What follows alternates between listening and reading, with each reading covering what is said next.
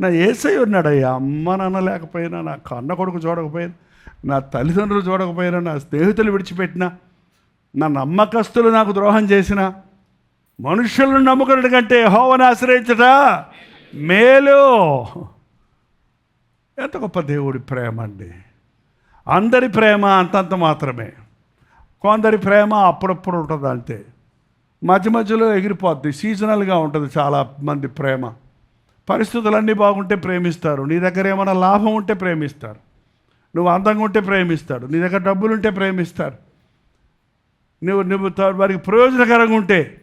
ఎందుకు ఇప్పుడు చూడండి, అమ్మను ఎంత అమ్మ నేను చచ్చినా నేను వదిలిపెట్టినమ్మా, నేను పెద్దోడిని అయ్యాక నీకు ఇక్కడి నుంచి ఇక్కడ దాకా బంగారు గాజులు చేస్తానంట ఆ కొడుకు. నేను పెద్ద ఉద్యోగం చేశామ్మా, ఇంత కష్టపడుతున్నావు ఈ చేతులతో, ఒక గాజు కూడా లేదు, ఉన్న గాజు కూడా నా కోసం అమ్మేశావు, నేను జాతం వచ్చాక మొదటి జీతంతో నీకు ఇక్కడి నుంచే ఎక్కడ వరకు బంగారపు గాజులు చేయిస్తాను అన్నాడంట. బంగారపు గాజులు సంగతి మట్టి గాజులు కూడా కొనేవాళ్ళ తీసుకెళ్ళి అనాథాశ్రమంలో పడేశాడు. ఏంటండి, అంతే పిల్లల ప్రేమ, అంతే తల్లిదండ్రుల ప్రేమ. కానీ యేసయ్య ప్రేమ ఎంతవరకు ఉందండి?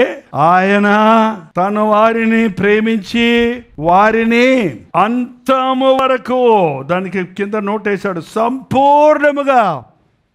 ఏం జరిగినా సరే ఆయన ప్రేమ మారదు. నువ్వు ఎంత మంచోడువైనా చెడ్డోడువైనా, మాట విన్నా వినకపోయినా, ఆయన ప్రేమలో ఇసుమంతైనా తగ్గదు. నువ్వు వింటున్నావు కాబట్టి ఎక్కువ, నువ్వు మాట వినలేదు కాబట్టి తక్కువ, నువ్వు ఆయన సేవ చేస్తున్నావు కాబట్టి ఎక్కువ, నువ్వు ఆయన దూషిస్తున్నావు కాబట్టి తక్కువ కాదు. ఆయన ఏర్పరచుకున్న వారిని, నీ లైఫ్లో ఎన్ని అవకతవకలు, అప్ అండ్ డౌన్స్ ఉన్నా, లోకమంతా నీ పట్ల వేరే రీతిగా ఉన్న యేసయ్య ప్రేమ ఒకేలా ఉంటున్నాడు.